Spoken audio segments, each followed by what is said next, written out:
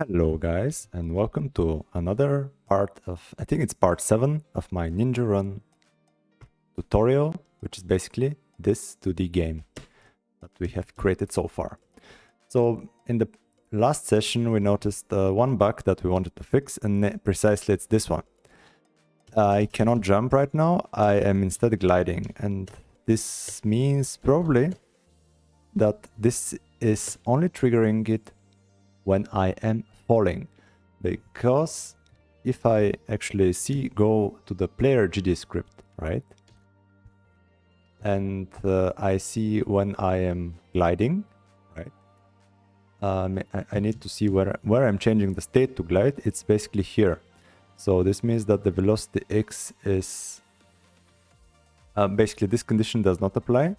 So either the velocity x is not 0, or the velocity y is not 0, or I am not on the floor, right? And right now, both my velocities are 0, but this means that I am not on the floor, basically. So we can check this by going to the player. I'm going to enable my collision shape 2D, not enable, but make it visible. And then in the debug section here, I'm gonna make visible collision shapes. So if I go to save and go to my world again, I can basically now start the game. And you see that there is a small gap underneath, and there is basically nothing underneath. There are several ways we can actually fix that. We're gonna go with the easier one, which is changing the collision shape of our player, making it a little bit bigger. You can also implement, for instance, some ray casts on the sides and allow jumping from walls and situations like that. But maybe we can add it later. I don't know. But for now, let's just fix this. And also this will also fix this other issue. Like when we have our player like stick through the wall almost. That's not something we would like. So yeah, so let's go ahead and fix that quickly. Open the player scene here and select the collision shape and just drag it a little bit and make sure that it's roughly correctly positioned. Maybe make it a little bit, yeah, like that. So let me check if that actually works. First of all, now I am not going that much to the wall. That's nice. And right now I can actually jump those small things. I can actually run over them, which is nice as well. So I guess this is one of the things we wanted to do. And the other thing we wanted to do was basically make sure that the player can fire their weapon, right? The kunai, or the knife. So let's go ahead and do that. Like, create a new scene and use rigid body 2D as a scene root. Like, go to other node and then rigid body 2D here. I have not enabled my spatial. Let me fix that quickly. I'm just gonna go to the editor, manage the features, and I have my 2D game, make current. All right, this should fix it. I don't know why this was not like that, but yeah, this is, I can call it Kunai. Kunai. All right, so let's save this, and I'm gonna save it into the player folder because it belongs with the player, kind of, right? It's not correctly 100% the same, but it kind of belongs together. So what it needs is a sprite, right? So I'm adding it with Control A here, and also collision shape. Because if you actually follow this exclamation mark, it says that it does not have a collision shape. That's basically what it says. So I'm gonna add a collision shape 2D. Okay, for my sprite, I'm going to go to my assets, open your player folder, and here select your kunai. It should be somewhere there. Like, you can just drag and drop it to the texture in the sprite. If you drag and drop it here, it will just create another sprite. You can also do that, but it's all right. So we'll check. First of all, we want to make sure that it's not blurred. So I'm gonna go here on the import and make sure filter is not clicked and re-import, then save, and then I will make my collision shape. But before I do that, before I actually adjust the collision shape, I would like to go to the world and drag my new scene beside my player, because I want to see how big this is. Like, look at that. This is ridiculous, right? I don't want to have such a huge knife drawing. I mean, maybe also fun, but anyhow. So let's go here and try different sizes. Maybe 0.2 is all right. Let's go here. Yeah, this looks like more manageable. But maybe if I go with 0.15, it will be a little bit better. So let's go here. Yeah, I think that looks all right. So let's go with basically what I'm doing is I'm clicking the Kunai scene, that's going to the sprite, and then under the transform tab there is a scale, and basically I'm just typing 0.15 in both X and Y coordinates. So I'm gonna go back to the world and just destroy this Kunai by deleting it. First selecting it, then deleting it. And then I'm now going to add the collision shape. I'm going to the Kunai scene, collision shape 2D, clicking on it. And then on the right side under shape, I'm just gonna go with new caps of shape 2D. I'm gonna make it, what's going on here? Yeah, I'm gonna disable the grid snap here and make it long and narrow. So I'm also gonna transform it by rotating it to 90 degrees. Like, go to the transform tab under the inspector and transform it with 90 degrees. Then I'm gonna drag it a little bit, and by clicking Control, I'm locking the axis, and then I will move it so that the collision shape is closer to the tip, not entirely on the tip, and not really on the back here. So I guess that's all right for now. So basically what we did was, now we created our Kunai, and now we need to make sure the player can actually throw it, right? So first of all, we need to somehow initialize it. So let's go to our player script, go to the script, open player GD, and under physics process, we can simply add another statement, maybe somewhere, it doesn't really matter, maybe here, like if input is action just pressed, fire.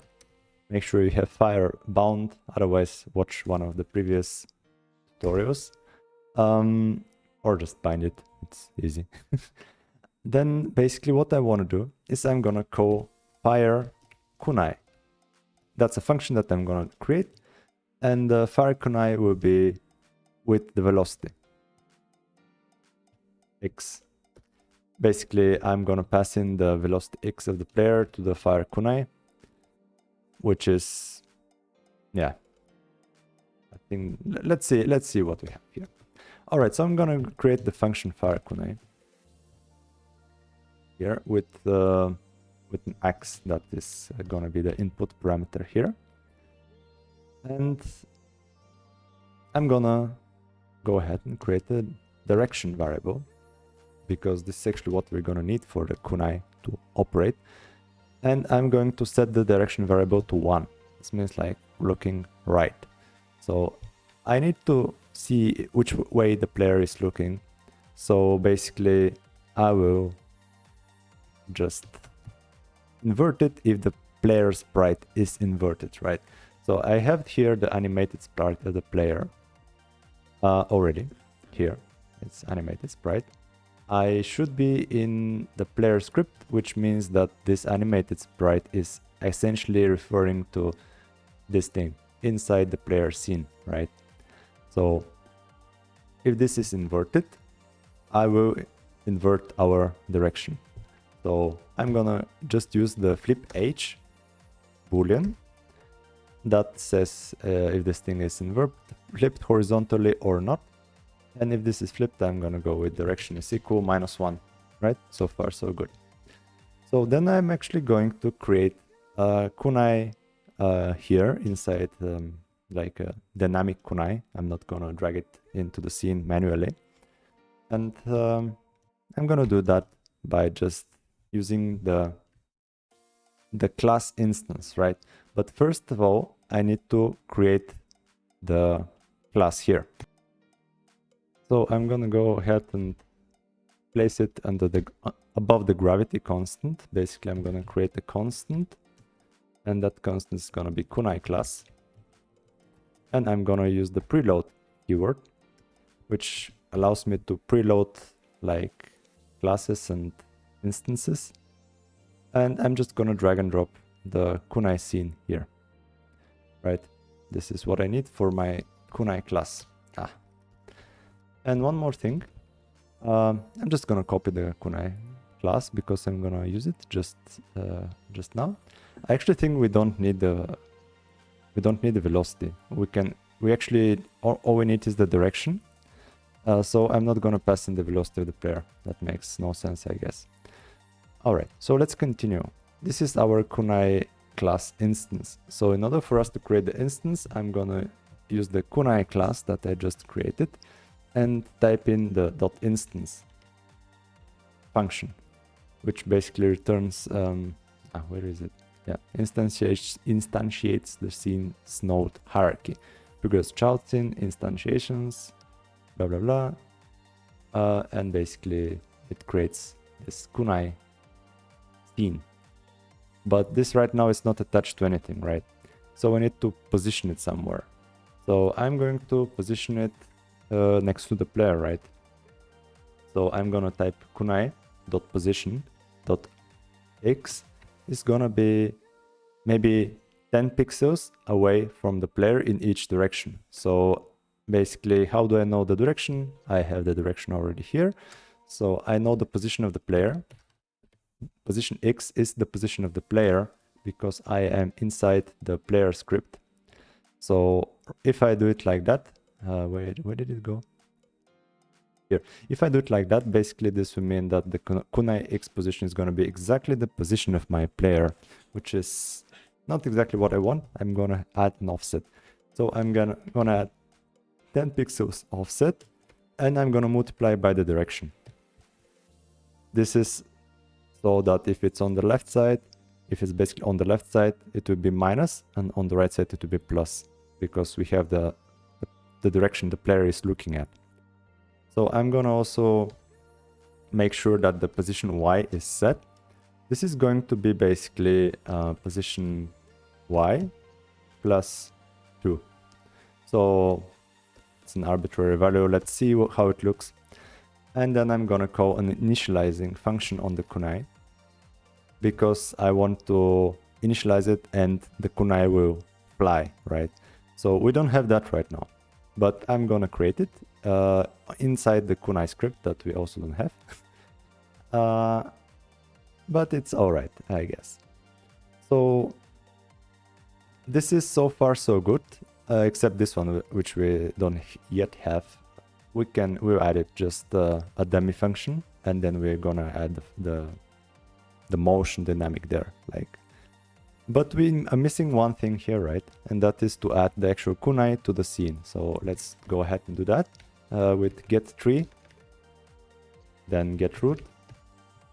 We're just gonna add it at the root level, add child, and then Kunai. So if I do that, I'm probably gonna get an error here. If I fire it, yep, I'm getting an error. It says there is no init function inside rigid body. So let's go ahead and open our Kunai scene in the 2D editor, click on the Kunai root node, and then add a script, right? I'm gonna just create the Kunai GD script. And here I'm going to create a function that is going to be called init, and it's gonna accept the direction. And for now it's gonna just do a pass, because we just want to not have any errors in our code. I'm gonna delete the rest basically. Maybe leave the ready function, because I think we're gonna use it. So let's go ahead and see what happens now. If I now, yeah, nice. It falls because it has certain gravity applied to it. It's a rigid body, but it's not really, first of all, it's not facing the correct direction. I can create it and then push it with my body. And if I actually run, it looks like this. Almost looks like, you know, shuriken. But it doesn't fly. And it also never disappears, right? It's just stuck there forever, and we would like to clean it up after a bit. So let's first try to fix the direction problem. So we're right now inside the Kunai script, and we are going to add several functions, several variables. One of them is going to be speed, which is going to be 600. That's the speed I'm using for my kunais. I don't know about you guys. And also the direction. I'm not sure about that. Let's see how it looks. We're gonna adjust the gravity scale just to make sure it's set to something not like super surprising. It's gonna be 0.1. If I actually change this, I think it will drop faster. Yeah, look how fast it drops right now. If I do it 0.1, I don't want the kunai to drop too fast. I don't want it to be too heavy. Like it drops like not that fast. It's your personal preference. You can change that. I'm also gonna change the friction to 0 because it has basically 0 friction in there, or maybe, I don't know, less friction or whatever. And then I'm going to use the direction, right? If direction is less than 0, then I'm going to flip the kunai sprite. And the kunai sprite is this one. So I will first get end of it. I get basically its variable, right? So I need onReady var kunai sprite. And the kunai sprite is going to be just $sign sprite. Or you can call it kunai sprite or whatever, but for me it doesn't really matter. So I'm just gonna call it sprite. I mean, not change its sprite name here in the scene node. So basically flip H, what we used just now inside the player to get the direction of the player, we are going to use it and then basically make sure it's true. So it only flips it when we're looking on the left side. It doesn't flip it on the right side, and we initialize new instances of the kunai each time we fire it. So I think this is actually all we need right now for this part. So let's see if it works. It doesn't really work. Why it doesn't work?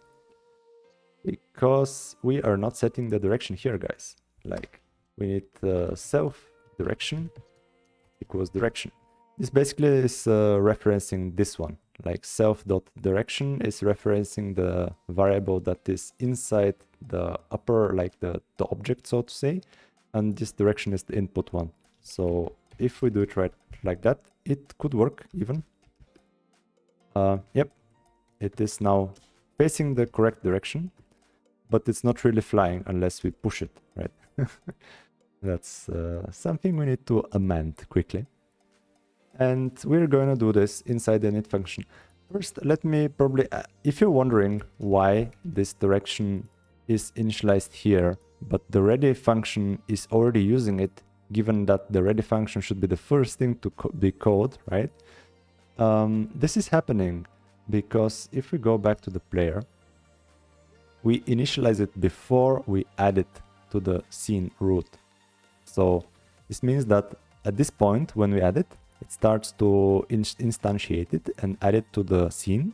And at this point here, the ready function is called, but we already have the instance here, and we already set some properties. And that property being the direction, we already set it.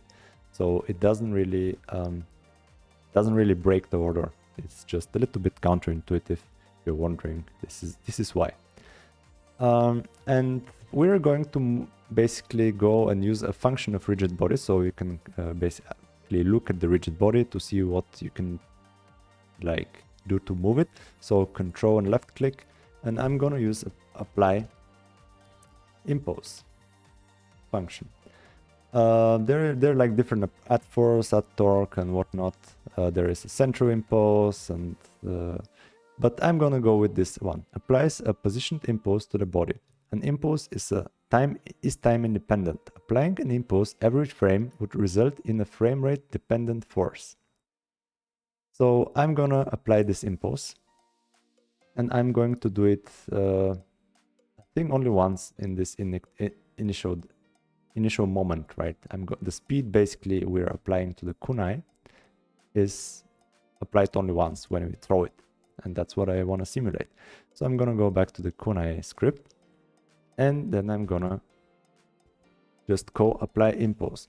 Let's see what it has. Like, it has an offset and it has the impulse.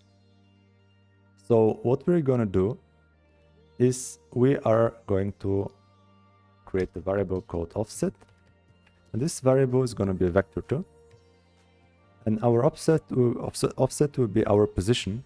This is right now position X is the position of the kunai, and it's going to be a little bit on the side of the kunai, right? So the offset. So we're going to do that by a similar way we did it inside the player script when we created it. Like, we did an offset with the direction. It's basically a similar thing inside the kunai, but we're gonna use -20 for whatever reason. And the offset inside on the y-axis, it's gonna be 0. So that's where the offset is. And we're gonna also have the impulse. Was it the impulse? Let me just comment this out with Control K quickly to see. Yeah, impulse. I'm gonna press Control K again, and the impulse is going to be our basically speed, right? This is where the function is going to be applied, and this is what is the speed or the strength of the force. So I'm gonna use the speed variable that we defined here. You can export it and make it configurable for different types of kunais, and maybe have different variables there, but I'm gonna just use 600 for now, and multiply it with the direction, because this is we want to fly on the left side when we are on the left side, and respectively to the right. So we're not gonna apply anything in the vertical direction. So let me just apply the impulse and the offset and see what we have. If I now throw it, it flies, right? It makes some weird stuff, and maybe we can adjust the gravity, but I don't want to have too much gravity, because I want to have more like a projectile, not something that instantly falls. Maybe we can say if it's slowing down, then the gravity should be much higher. I can actually do that. Let me just go here and improvise a little bit physics process. Like, if velocity x, we don't have a velocity, right? We have we need to take the velocity of the kunai somehow. So I'm not entirely sure how to do that. So let's just go ahead and click here on the rigid body 2D, and let's see what it has, right? I'm gonna go look for velocity here. And yeah, there is this method called, or property, more like, called linear velocity. If I click on it, it gives me two methods, like there is a getter and a setter, and it returns the body's linear velocity. So probably I need to get use the getter and get the linear velocity. So if I just call it here, like if get linear, I think I copied, no, let me just go ahead and copy it, linear velocity. Yeah, just copy this thing. If I can, if I cannot, it's all right. Okay, get linear velocity x, and if this is smaller than some epsilon, right, I'm gonna go ahead and define a constant called epsilon. Epsilon. I hope I'm not typing it completely wrong. It's gonna be something relatively small. If it's less than this, and also I need to make sure I'm using the abstract value, because this can be actually a negative speed, right? So I'm gonna use the abs function and call it on, like call the abs function with the velocity x. So the x can be negative or positive, and I need only one of it. This is basically returning the absolute value of the parameter. So if the absolute value is less than epsilon, then I'm going to increase the gravity, right? Equals, I don't know, 9.8. let's see how it goes, right? I think this should work. Maybe it doesn't, but it means that if I actually throw it, it will fly. But if it hits something, it falls down really quickly. And sometimes it also can pass through walls, but that's all right. Look at that, they're just floating. Nice. I guess their linear velocity is not that small. Maybe I need to make it a little bit smaller, right? The epsilon. I mean, maybe it's less than 1. Okay. Let's see if this actually works now. Yeah, they're all falling down. No floating. This one is floating. But it's mostly alright. So we need to also destroy it, right? Because it's piling up and we would like to have some sort of way to just get free the resources. We can do that with a timer. We can go to our Kunai scene, click Ctrl A on the root node and add a timer. And we're gonna call it destroy timer. And inside our script, we would like to get hold of our destroy timer, right? But wait a second, do we actually need that? Let me see what the destroyer timer has, right? It has one shot, auto start. All right, maybe we can configure it here, right? So we can say, okay, it's auto starting. This means that whenever we create the kunai, it already has a destroy timer. We can say it is one shot, right? And it is waiting 3 seconds before it destroys. So, but how do we connect this destroy timer with our script and tell it to destroy the kunai? That's relatively easy. We go to our node and we're gonna use a signal, and we're gonna connect the timer's timeout signal to our kunai script. So right now I did that.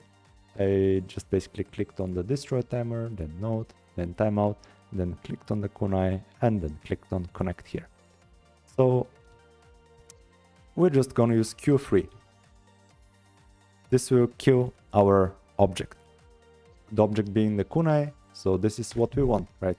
F5 to start it, and let's see. They should start to disappear. Yep, they're all gone. So guys, if you're spamming fire, that's all right. I'm doing it as well. So now we have our projectile, our weapon basically, but we still don't have any enemies. So probably we're gonna add the enemies in the next level.